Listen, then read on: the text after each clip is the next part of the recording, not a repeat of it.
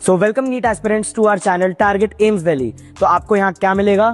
आपको इस चैनल पर मिलेंगे स्ट्रैटेजी, मोटिवेशन और सारे टिप्स एंड ट्रिक्स जिससे आप एम्स दिल्ली क्रैक कर सको, वो भी एम्स दिल्ली के स्टूडेंट्स से। ये चैनल होगा आपका वन स्टॉप प्लेटफॉर्म जिधर एक्सक्लूसिवली एम्स दिल्ली के स्टूडेंट्स आपको गाइड करेंगे आपके टारगेट एम्स दिल्ली क्रैक करने के लिए। तो जल्दी से सब्सक्राइब कीजिए ये चैनल। कि how to read chemistry NCERT, is it even important? कैसे रीड करनी है तो वो तो बताता हूँ।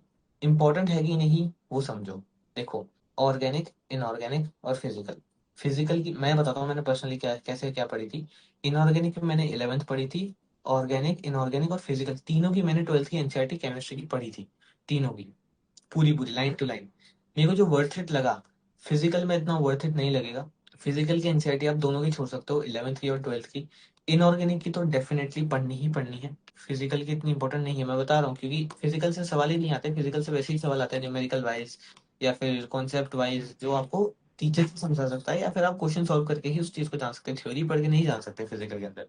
तो फिजिकल के अंदर तो आप फिजिकल के अंदर इतनी इंपॉर्टेंट नहीं है। इनऑर्गेनिक के अंदर बेस्ट है। इनऑर्गेनिक के अंदर आपको पढ़नी ही पढ़नी है, चाहे कुछ भी हो जाए। अब आप सोचो कि इनऑर्गेनिक में इतनी वाइड स्प्रेड इन्फॉर्मेशन दे रखी होती है कि इसका डेंसिटी इतनी है, इसकी डेंसिटी इतनी है। तो अब आपको वैसे नहीं है कि वो टेबल्स जो दे रखी है ना कि ये कंपाउंड है एस ब्लॉक का, ये जो एलिमेंट है इसका ये एलिमेंट है, इसकी डेंसिटी डेंसिटी फलाना ढिमकाना इतनी है। तो आपको वैल्यू याद नहीं रखनी है, आपको ऑर्डर याद रखना है हर चीज में। केमिस्ट्री में ये होता है कि मेजर तो क्वेश्चंस वैसे नहीं आते कि इसकी वैल्यू वगैरह बताओ, इसकी वो बताओ। वैसे आते हैं इसका ऑर्डर बताओ, इसकी डेंसिटी ज्यादा है किसकी ज्यादा है। और फिर डेंसिटी से दोबारा बोल देंगे कि मैंने इस एलिमेंट को पानी में फेंका, इसको फेंका तो कौन पहले डूबेगा, कौन बाद में डूबेगा, ऐसा हो सकता है। या फिर उसकी डेंसिटी पानी के बराबर होगा तो कौन डूबेगा ही नहीं। वैसे क्वेश्चन भी आ सकते हैं जो घुमा फिरा के फ्रेम कर सकते हैं। तो आपको याद रखना है कि उस सीरीज के अंदर किसकी डेंसिटी वगैरह ज्यादा है, किसका मॉलिक्यूलर मास ज्यादा है, कितने से ज्यादा है, बराबर किन किन किन का है, ऐसे याद रखना है।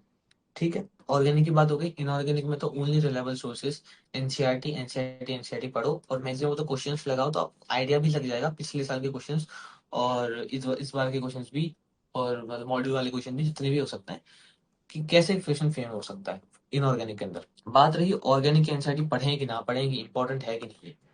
देखो, ऑर्गेनिक की एनसीईआरटी ये था कि 12th में तो इम्पोर्टेंट है क्योंकि उसके अंदर कंपाउंड्स, रिएक्शंस और रिएक्शंस के कुछ इंपॉर्टेंट पॉइंट्स एग्जांपल्स वगैरह आते हैं। और ऑर्गेनिक जो 11th की थी उसके अंदर लास्ट वाला जो पोर्शन था जिसमें सेपरेशन ऑफ कंपाउंड्स आता है, क्रोमेटोग्राफी, क्रिस्टलोग्राफी, ये सब चीजें बताई जाती हैं लास्ट वाला, वो वाला पार्ट इंपॉर्टेंट है। बाकी ऐसा कुछ इंपॉर्टेंट नहीं है। आईयूपीएससी आप कंप्लीटली छोड़ सकते हो।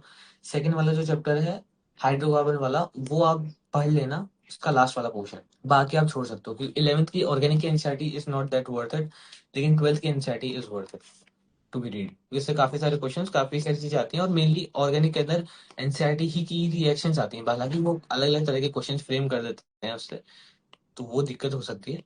मतलब ऑर्गेनिक की एनसीईआरटी 11th की तो आप छोड़ सकते हो, लेकिन 12th की डेफिनेटली पढ़नी ही पढ़नी है पक्का से।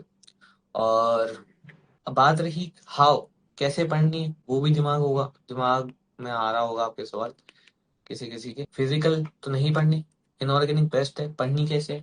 पढ़ी आपने पूरी, उसके अंदर ये होता है कि वही सेम एनसीईआरटी वाली प्रोसीजर फॉलो करना है। कम से कम 5-6 बार रीडिंग लगा लो। रीडिंग लगाने के बाद जब 7वीं रीडिंग पे आओ लास्ट मोमेंट के अंदर, तो मार्किंग कर लो कि यार ये चीज इंपॉर्टेंट है, ये चीज पक्का याद रखनी है एग्जाम में, उसको भूलना नहीं है, ये फैक्ट इंपॉर्टेंट है, ये ऑर्डर इंपॉर्टेंट है। सारे मार्क कर लिए, लास्ट मोमेंट पे जाके उसको पढ़ लो 2 से 3 बार, हो जाएगा। क्या मार्किंग करनी है after 5 to 6 readings, end of course question solving. अच्छे खासे क्वेश्चन सॉल्व कर लोगे ना, उसके बाद ही करना। बहुत सारे क्वेश्चन सॉल्व कर लिए, 5 रीडिंग लगा ली, तो आपको पता चल जाएगा कि what is important, what is not important, then you have to mark it. Marking करनी है वो सेम ऑर्गेनिक एंड ऑर्गेनिक है, दोनों के लिए बस यही है। बस मार्किंग करो, मार्किंग करने के बाद लास्ट में उसे पढ़ लो, पढ़ने के बाद उसे दिमाग में रखो और एग्जाम में जाकर चेप आओ। बस यही है। और